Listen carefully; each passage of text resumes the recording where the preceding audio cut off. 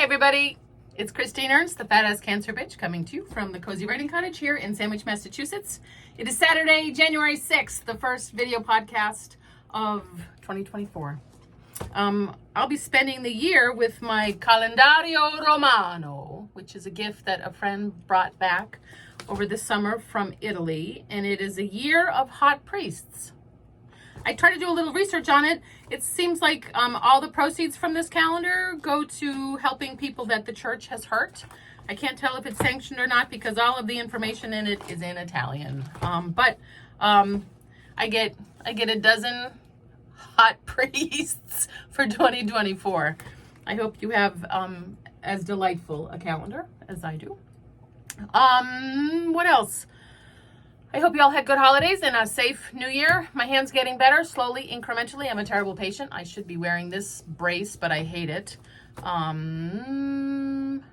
It's getting a little better. I'm crabby about it, so I'm not gonna dwell on it. I'm still not doing dishes though. So the piece I'm gonna read today is, it was Julia's 15th birthday on Tuesday. And as part of her gift, I took her to Boston on Wednesday. And you're going to hear all about that. So I have done several significant things in the last week. To wit, I made an 8-pound, 3-layer ice cream cake with only my left hand. I parallel park on Newbury Street in Boston with only my left hand.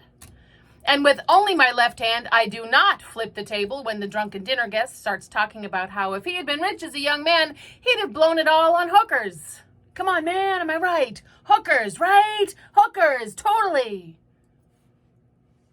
And I also, my injured right hand notwithstanding, do not cause a scene in the Brandy Melville store on Newbury Street, across from which, as I have already mentioned, I expertly, frankly, parallel park. Julia and I go to the MFA for her birthday to see the John Singer Sargent exhibit, which is lovely and rather breathtaking and sumptuous, but also old and white and creaky and very crowded. And then we go shopping so she can spend her holiday cash. Nearly $200, all told, not including a snack and coffee on her Starbucks gift card, her treat. We go to Zara for clothes we can't afford, and to Doc Martin for shoes we can't afford, and to Glossier or Glossier, whatever, for $18 chapsticks. We go to Newbury Comics, the OG, which now sells mostly weird little figurines, and not the super cool blacklight posters and used vinyl of my 1980s youth. And we go to, as I have mentioned, Brandy Melville, which is her prime destination. Part Laura Ashley, part Laura Ingalls, part IKEA, part Crate and Barrel, a homemade, home-spunish, raw edge, wooden floor, things in baskets, track lighting, scents of cedar and sizing, sort of retro, heaps and heaps of gray and navy and off-white sweatshirts, tiny tees, folded denim on rough-hewn tables, racks and racks of white and gray and beige cotton, half shirts and maxi skirts on wire hangers wrapped with frayed off-white ribbons so that they don't clang or scrape as you browse. And by you, I mean a 15-year-old girl, of which there are many, some with bewildered, trailing, middle-aged mothers, such as myself. Julia picks out several tiny shirts of various shades of white. I ask, how about some pants? She says, they don't fit me, Mom. I say, then find your size. She says, it's a one-size store, Mom. I say,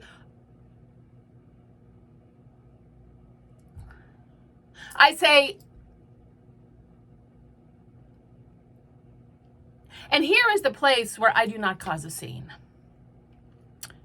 I stand there stunned and look around. I see now the uniformity, the absence of size on the racks, on the staff of young white women, on the tags, on the shoppers, except the bewildered, trailing, middle-aged mothers who now seem so bulky, so out of place, like cautionary tales, the failed future of each lithe, thin, trim, midriff-bearing, roughly size 2 or size 4 or size 6 willow of a girl shopping here at Brandy Melville on Newbury Street in Boston, where one size fits small. What the actual fuck? I do not say out loud. I stand there and remember 579, the mall store of my youth. where only the skinny girls got to shop. I remember inking out the waist size on my Levi's in junior high with a black felt tip pen. I remember the email I received when I was heartbroken in my 30s that messed me up for years. The searing sentence burned on my brain forever. If you were a size 6, our relationship would be everything it is not.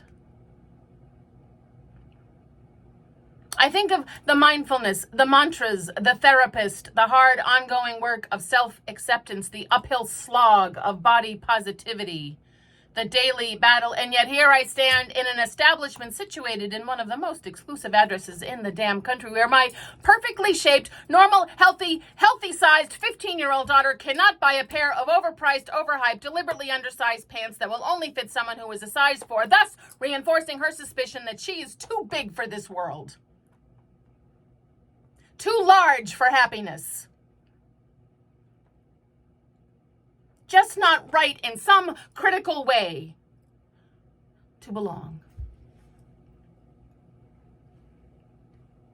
She spends $96 of her Christmas money on 4 teeny tiny shirts. We stand on the sidewalk after she is 15. I do not want to berate her the day after her birthday. She's thrilled with her purchases, thrilled with a visit to the mothership. But still, I can't resist. I ask, how can you love this store? Lighten up, Mom, she says. The clothes are so cute. She takes my arm and we window shop all the way up to Urban Outfitters, where there are actually sizes at least. On the racks, on the staff, on the people shopping there. Where I don't feel as conspicuous. Where we both sort of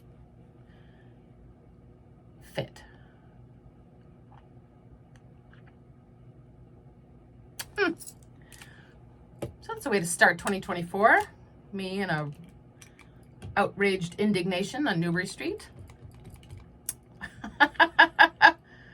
It's still sort of baffling.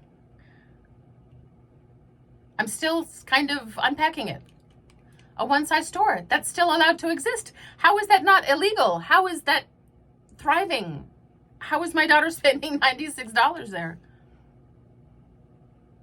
In any event, Happy New Year.